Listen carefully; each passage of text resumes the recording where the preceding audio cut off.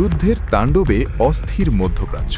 একদিকে ইরানের একের পর এক বিধ্বংসী ড্রোন হামলা, আর অন্যদিকে বিশ্বজুড়ে যুক্তরাষ্ট্রের পালাবার পথ খোঁজা।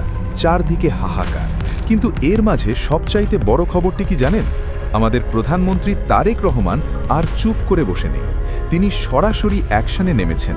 তিনি আরব আমিরাতের প্রেসিডেন্টকে ফোন করে একদম সাফ বলে দিয়েছেন, গাদ্দারি আর সহ্য করা হবে না।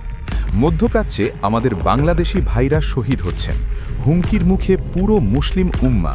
আর আমরা কি বসে বসে আঙুল চুষব? কখনো না। এখানেই শেষ নয়। আজকের ভিডিওতে আপনাদের জানাবো কিভাবে তারেক রহমানের এক হুঙ্কারে আরবের বড় বড় রাজারা এখন থর থর করে কাঁপছে। ভিডিওটি 1 সেকেন্ডের জন্য মিস করবেন না, কারণ গল্পটা বাংলাদেশের সাহসিকতার। পর্দার আড়ালের আসল মাস্টারমাইন্ড গেম আজ আপনাদের সামনে ফাঁস করে দেব। যুক্তরাষ্ট্র আর ইসরায়েল ভেবেছিল তারা এই দুনিয়ার মালিক। তারা ভেবেছিল ইরানের নেতা খামেনিকে সরিয়ে দিলেই তারা পুরো মধ্যপ্রাচ্য গিলে খাবে। কিন্তু তারা বড় ভুল করেছে। তারা জানত না যে ইরান এমন এক শক্তি যারা মৃত্যুকে ভয় পায় না। ইরান এখন তাদের মিসাইল আর ড্রোন দিয়ে আমেরিকার বিলিয়ন বিলিয়ন ডলারের রাডার সিস্টেমকে আস্থা কুড়ে ফেলে দিচ্ছে। আপনারা কি জানেন, সৌদি আরবের আল খার্জ এলাকায় হামলা চালিয়ে ইরান দুনিয়াকে দেখিয়ে দিয়েছে যে যুক্তরাষ্ট্রের প্রযুক্তি এখন কেবল একটি জং ধরা লোহার টুকরো। তাদের বিশাল বিশাল বিমানবাহী রণতরীগুলো এখন মাঝ সাগরে স্থির হয়ে দাঁড়িয়ে আছে। তাদের তথাকথিত আয়রন ডোম এখন তাসের ঘরের মতো ভেঙে পড়ছে। ইরান বুঝিয়ে দিচ্ছে, মুসলিম শক্তির সাথে পাঙ্গা নিলে কবরের ঠিকানা খুঁজে পাওয়াও মুশকিল হবে। যুদ্ধটা কিন্তু শুধু ইরান আর যুক্তরাষ্ট্রের মধ্যে হচ্ছে না। এই যুদ্ধ আসলে মুসলমান আর পশ্চিমা সাম্রাজ্যবাদী শক্তির লড়াই।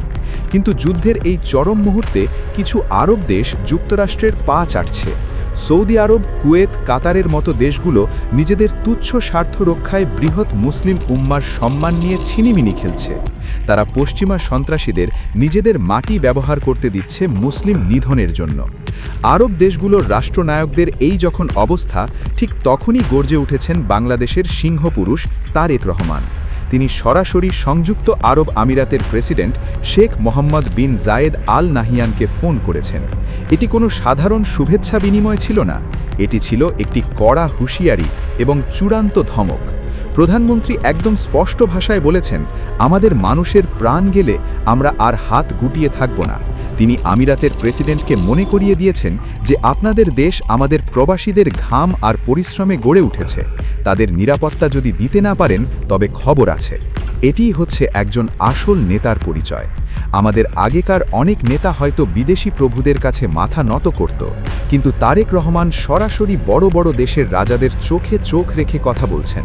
যারা এক সময় ভাবত বাংলাদেশ একটি দুর্বল দেশ, তারা আজ অবাক হয়ে দেখছে কিভাবে ঢাকা থেকে কলকাঠি নেড়ে সারা বিশ্বের রাজনীতি নিয়ন্ত্রণ করা হচ্ছে। প্রিয় দর্শক, আপনারা সংবাদে দেখেছেন যে গতকাল 8 মার্চ সৌদি আরবে একজন বাংলাদেশি নিহত হয়েছেন। একটি সামরিক প্রজেক্টাইল আবাসিক এলাকায় আঘাত হানলে এই মর্মান্তিক ঘটনা ঘটে। এই ঘটনায় আরও 12 জন বাংলাদেশি আহত হয়েছেন। এর আগেও ইরান যুদ্ধের প্রেক্ষাপটে মধ্যপ্রাচ্যের একাধিক দেশে বাংলাদেশিরা আহত ও নিহত হয়েছেন। সংযুক্ত আরব আমিরাতের আজমান শহরে আকাশ থেকে পড়া ধ্বংসাবশেষের আঘাতে সালেহ আহমেদ নামের এক বাংলাদেশি ট্রাক চালক নিহত হন। তার বাড়ি ছিল সিলেটের উত্তর পূর্বাঞ্চলে। আর বাহরাইনের সালমান ইন্ডাস্ট্রিয়াল এলাকায় ক্ষেপণাস্ত্রের ধ্বংসাবশেষের আঘাতে এস.এম. তারেক নামের আরেক বাংলাদেশি প্রবাসী মারা যান। তার বাড়ি চট্টগ্রামের সন্দ্বীপে। এছাড়া কুয়েত এবং আমিরাতের অন্যান্য জায়গায় ইরানের ড্রোন হামলার ঘটনায় বেশ কয়েকজন বাংলাদেশি আহত হয়ে চিকিৎসাধীন রয়েছেন। কিন্তু কেন এই মৃত্যু? এর পেছনে দায়ী কে? দায়ী হল যুক্তরাষ্ট্র আর ইসরায়েল। তারা এই শান্ত দেশগুলোকে যুদ্ধের ময়দান বানিয়েছে। মার্কিনীরা নিজেরা বাংকারে লুকিয়ে থাকে আর বলির পাঠা বানায় আমাদের সাধারণ খেটে খাওয়া মানুষকে। তারা ভাবে বাংলাদেশিদের প্রাণের কোনো দাম নেই। আরব দেশগুলো এই বিপর্যয়ের জন্য কম দায়ী নয়, কারণ তারা ইরানের পাশে দাঁড়িয়ে যুদ্ধ থামানোর চেষ্টা না করে ক্রমাগত ওয়াশিংটন আর তেল আবিবের দালালি করে যাচ্ছে। সংশ্লিষ্ট সূত্রে জানা গেছে, যুদ্ধে একের পর এক নিরীহ বাংলাদেশির মৃত্যুতে ক্ষুব্ধ হয়েছেন তারেক রহমান। পরিবারে ভাগ্য ফেরাতে প্রবাসে কাজ করতে যাওয়া নিজ দেশের শ্রমিকদের এমন মৃত্যু তিনি মেনে নেবেন না বলে সাফ জানিয়ে দিয়েছেন।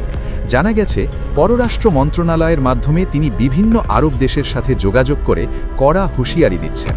তারেক রহমানের এই কঠোর অবস্থানের কারণে আজ কুয়েত, কাতার আর বাহরাইনের মন্ত্রীরা লাইন ধরে বাংলাদেশের পররাষ্ট্রমন্ত্রী ডক্টর খলিলুর রহমানকে ফোন করছেন। তারা রীতিমতো তোয়াজ করছেন, ক্ষমা চাইছেন এবং আমাদের প্রবাসীদের নিরাপত্তার লিখিত গ্যারান্টি দিচ্ছেন। এমনকি বাহরাইনের রাজার পক্ষ থেকেও তারেক রহমানের কাছে ক্ষমা চাওয়া হয়েছে। কেন তারা এত ভয় পাচ্ছে? কারণ তারা জানে যে বর্তমান বাংলাদেশ সরকার কারো পা চাটা গোলাম নয়। তারা আরও জানে যে যদি বাংলাদেশ তার শ্রমিক ফিরিয়ে নেয় তবে তাদের অর্থনীতি মরুভূমির ধুলোয় মিশে যাবে। যুক্তরাষ্ট্র আর ইসরায়েল এখন মরিয়া হয়ে উঠেছে। তারা দেখছে তাদের সব প্ল্যান ফেল মারছে। তাই তারা চাইছে মুসলিম দেশগুলোর মধ্যে কাদা ছোড়াছুড়ি লাগিয়ে দিয়ে নিজেদের স্বার্থ হাসিল করতে। কিছু মীর জাফর আরব দেশ এই নোংরা ফাঁদে পা দিয়েছে, কিন্তু তারেক রহমান তাদের ধূর্ত চাল ধরে ফেলেছেন। তিনি একদম মাঝ মাঠে নেমে তাদের চোখে আঙুল দিয়ে দেখিয়ে দিয়েছেন শয়তানি চাল আর এখানে চলবে না। তিনি মুসলিম বিশ্বের নিরাপত্তায় OICকে সাথে নিয়ে মাঠে নামার প্রস্তুতি নিচ্ছেন।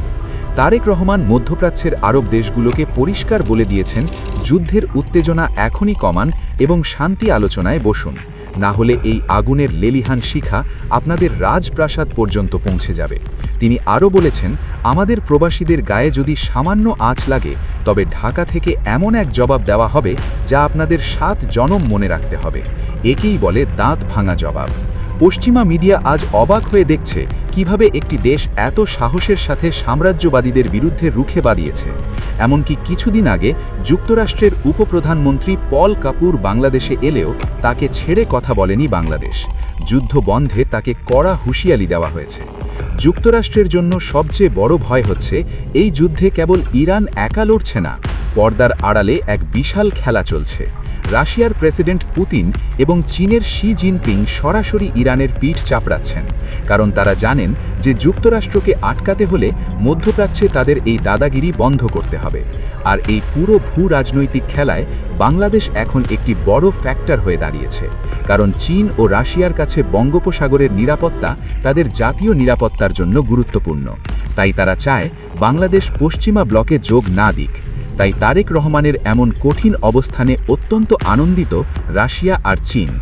সব মিলিয়ে এটাই বলা যায় যে বাংলাদেশের প্রধানমন্ত্রীর এই বাহসী ডিপ্লোম্যাটিক মুভ প্রমাণ করে যে এশিয়ায় যুক্তরাষ্ট্রের মাতাব্বরি করার দিন এখন শেষ। তাদের বিলিয়ন ডলারের অস্ত্র এখন কেবল জাদুঘরের শোপিস হওয়ার যোগ্য, কারণ ইরানের সামরিক শক্তি আর তারেক রহমানের বাহসী ডিপ্লোম্যাসি এখন এক হয়ে কাজ করছে। বাংলাদেশি প্রবাসী ভাইয়েরা, আপনারা যারা এই মুহূর্তে মরুভূমির দেশে জীবনের ঝুঁকি নিয়ে কাজ করছেন, আপনারা একদম ভয় পাবেন না। আপনাদের জন্য দূতাবাস থেকে জরুরি বিজ্ঞপ্তি জারি করা হয়েছে। সৌদি আরব এবং অন্য দেশগুলোর যুদ্ধকালীন নিয়মকানুন মেনে চলুন এবং কোনো প্রকার গুজবে কান দেবেন না। সামাজিক যোগাযোগ মাধ্যমে কোনো ভিডিও বা ছবি শেয়ার করার আগে সতর্ক থাকুন। মনে রাখবেন, সামান্য ভুলে যেন দেশের ক্ষতি না হয়। আপনাদের সুরক্ষার জন্য ঢাকা থেকে প্রতি মিনিটে খোঁজ নেওয়া হচ্ছে। প্রধানমন্ত্রী তারেক রহমান নিজে আপনাদের পরিবারের সদস্য হিসাবে পাশে দাঁড়িয়ে আছেন। আপনাদের একটি চুলও যাতে কেউ স্পর্শ না করতে পারে তার জন্য তিনি দিন-রাত কাজ করে যাচ্ছেন। ইতিহাসের পাতা উল্টালে দেখা যায়, যারা সত্যের পথে থেকেছে বিজয় তাদেরই হয়েছে। যারা আজ ইসরায়েলের বন্ধু সেজে মুসলিম ভাইদের রক্ত ঝরাচ্ছে, তাদের পতন এখন কেবল সময়ের ব্যাপার। তারেক রহমানের এই ডাইরেক্ট অ্যাকশন এবং মধ্যপ্রাচ্যের নেতাদের প্রতি কড়া হুঁশিয়ারি পুরো পৃথিবীর ভূ রাজনীতি বদলে দেওয়ার ক্ষমতা রাখে। যুক্তরাষ্ট্র এখন লেজ গুটিয়ে পালানোর পথ খুঁজছে, কিন্তু ইরানের মিসাইল আর বাংলাদেশের ডিপ্লোম্যাসি তাদের চারপাশ থেকে ঘিরে ধরেছে। আপনারা কি মনে করেন, তারেক রহমানের এই বাহসী এবং সময়োপযোগী পদক্ষেপ কি মুসলিম বিশ্বকে এক করবে? আপনার মূল্যবান মতামতটি কমেন্ট বক্সে লিখে জানান। মধ্যপ্রাচ্যের যুদ্ধে প্রবাসী বাংলাদেশিদের জীবন রক্ষায় বর্তমান সরকারের এই কঠোর ও সাহসী ডিপ্লোম্যাটিক অবস্থান সবার প্রশংসা কুড়াচ্ছে। তাছাড়া মুসলিম বিশ্বের প্রতি যে কর্তব্যবোধ তারেক রহমান দেখাচ্ছেন, সেটিও বিশ্বব্যাপী সবার নজর কেড়েছে।